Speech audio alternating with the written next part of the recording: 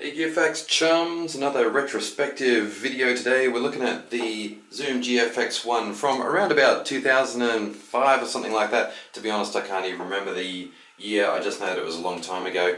I reviewed this pedal a few years back and it didn't really stand out as anything exceptional, but now that I've got a bit more experience and a bit more understanding of these kinds of things, I can see how this design really works. The Zoom GFX1 really is something that is meant to be teamed up with other guitar pedals. In particular, you'll find you get a lot of benefit out of it if you add an expression pedal, even if it's just a cheapie like this one. It'll make a big difference to the sound and the amount of creativity you can put into the GFX1. This time around we're all fully prepared. We've got the purple version this time, it's looking pretty good. And let's hear some sounds. Now on its own that sounds awful, I know, it's very quacky sort of distortion. The distortions that are on board aren't terribly good, there's quite a few to choose from, but again, I want to emphasize, if you team this up with other distortion pedals, if you've got a Rat or a nice fuzz pedal or something like that, it'll sound so much better as a part of a larger pedal kit rather than acting alone. So now that we've heard that fairly horrible distortion, let's see what it sounds like when I agitate the expression pedal a little bit.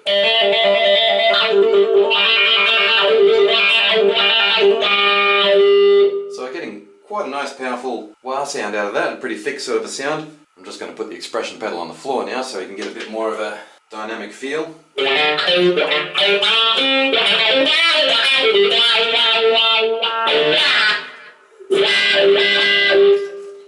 Yeah, so that's pretty nice. Let's move on to the next one I made. So this one's a touch response wah. The way I've got it set up here is to have it more sensitive to the touch as I push the expression pedal in. So it's not actually dynamic wah control, it's just adjusting the sensitivity as I play and move the expression pedal. Okay, number 3.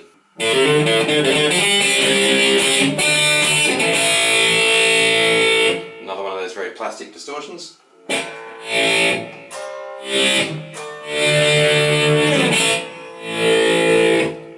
Number 4.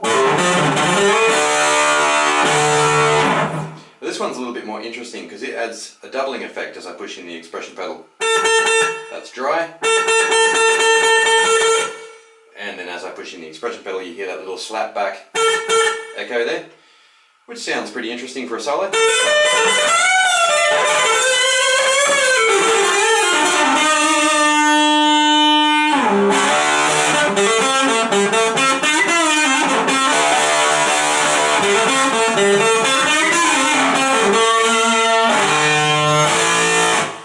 So a pretty interesting sound again there. Again, it doesn't quite cut it on its own, but combine this with some other pedals and a nice amplifier, and I think this is a pedal that can really get your creative juices flowing.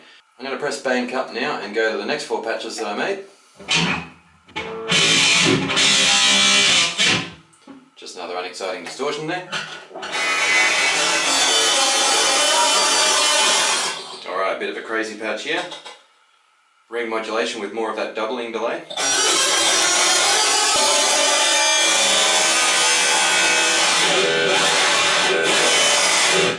And the expression pedal is controlling the frequency of that ring modulation.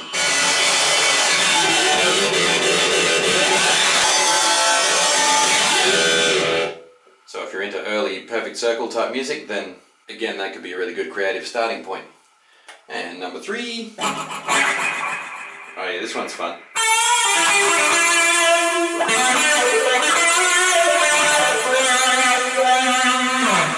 So it's a different kind of wah called the cry effect.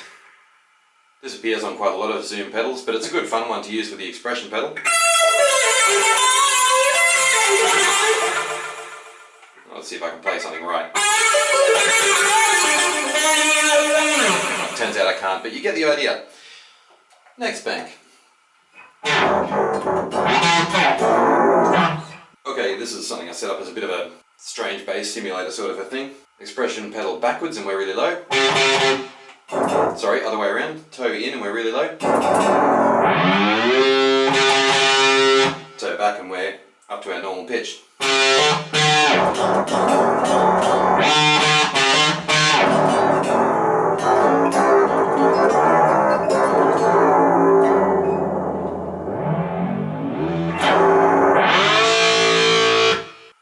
what's next.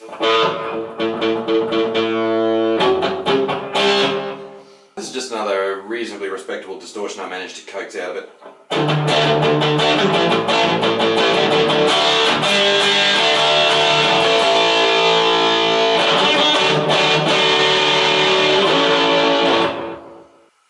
Okay, and the third. Alright, more strange stuff. This time we've got a combination of pitch shifter and wah.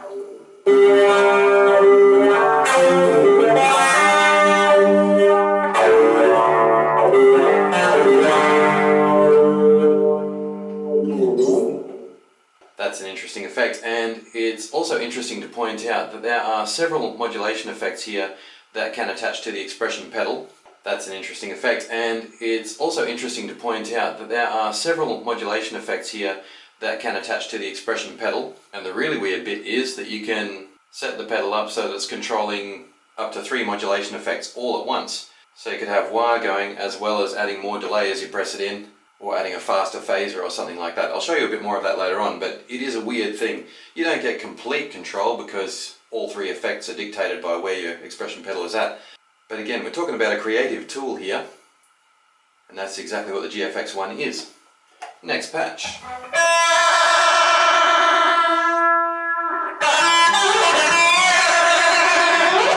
So again, here we're controlling 2 modulation effects at once. Sounds like the cry effect, and also flanger. Flanger is speeding up, and the cry is just doing what it does.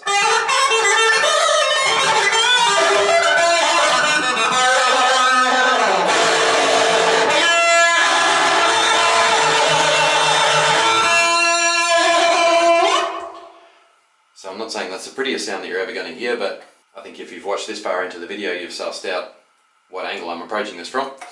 Alright, the next line of patches sounds like this.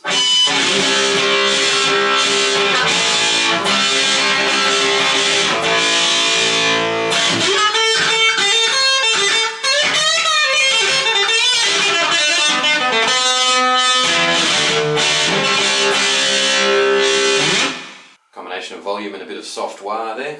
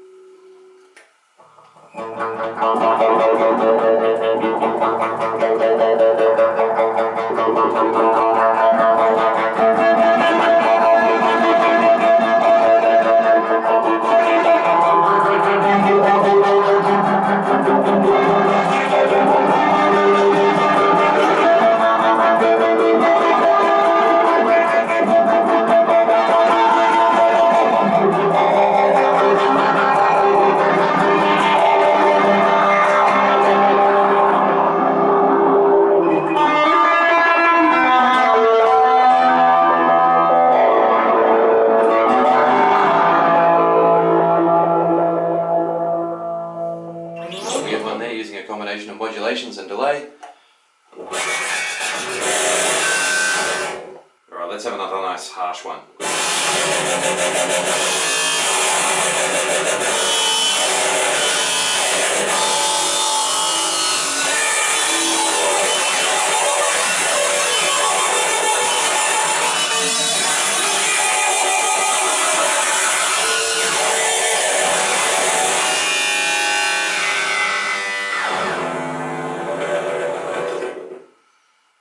Modulator coming to the fore again. Did I create another bank of patches? I can't quite remember.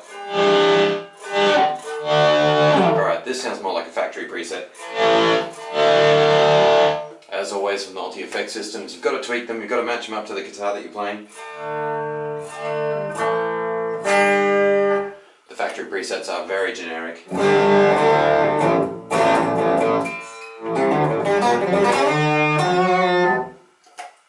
So there is a bit of life there. You get 50 or so patches to experiment with. So I think that's a pretty good overview of the GFX1, guys. I'll say one last time, it is all about creativity.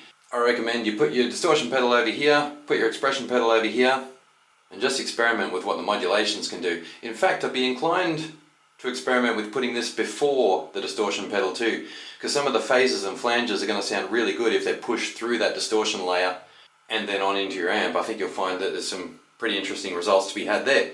We've got about a dozen distortions to choose from there, and one of them is actually an acoustic guitar simulator. Don't rely on them if you're serious about distortion. I think they're just there for lip service really, but on its own for just basic band practice and home practice, they'll get you over the line, no problem at all. Modulations are done in the familiar Zoom pattern. We go around the circle and change the values for each of the effects as we go through. They're not all modulations, of course. We've got drive control there for the distortion, for example. All you've got is plus and minus value. You don't have any dials, no nice neat bass, treble, middle controls, anything like that. All you've got is, for example, with the contour control, just levels from 1 to 10. With EQ, levels from 1 to 50, and if you look in the manual, those 50 settings are actually divided into, I think it's 4 different basic shapes, like a nice deep scoop or an arch shape in your equalization. None of it gives you particularly good results, so again, team it up with an amp that's got a decent EQ on it, and you get much more richness and life out of the sound than you heard just then in this demo. In the actual modulation / pitch setting here, that matches up with this nice neat list, which I'll show you a little bit more closely now. Right, I don't know how easily you can see that, but you've got chorus, flanger, phaser, doubling, tremolo, step, which is another old Zoom favourite, kind of makes a blocky sound as your notes are playing, the cry effect we talked about earlier, the ring modulator, which is really fun to play with, slow attack, and pitch shifter. And there are also 4 forms of delay and reverb. The whole setup is nice and robust, all metal, plastic foot switches, but they well and truly get the job done. I don't think you can expect them to break anytime soon. Around the back here, I'm going into a speaker there, so there's the guitar, or amp output I should say, but I'm using that as a stereo output, and that will accommodate stereo or mono output. Some of the effects do have quite a lot of left and right movement, so that's a handy thing there. That's where the controller plugs in. Again, stereo pin, not like the Line 6 pedals which carry a mono pin for their expression. Power on off, normal guitar pedal adapter there, 9V 300 milliamp, and over here of course we've got the main guitar input. Okay, that's about all I've got to tell you about the Zoom GFX1, guys. Again, I say it is a creative pedal. Get in and experiment with it, match it up with your amps and your other pedals, see what interesting results you can come up with, and I'd be very interested to hear your comments. And if you do have a second, please like, comment or subscribe on this video, and look forward to seeing you next time on Gear Facts.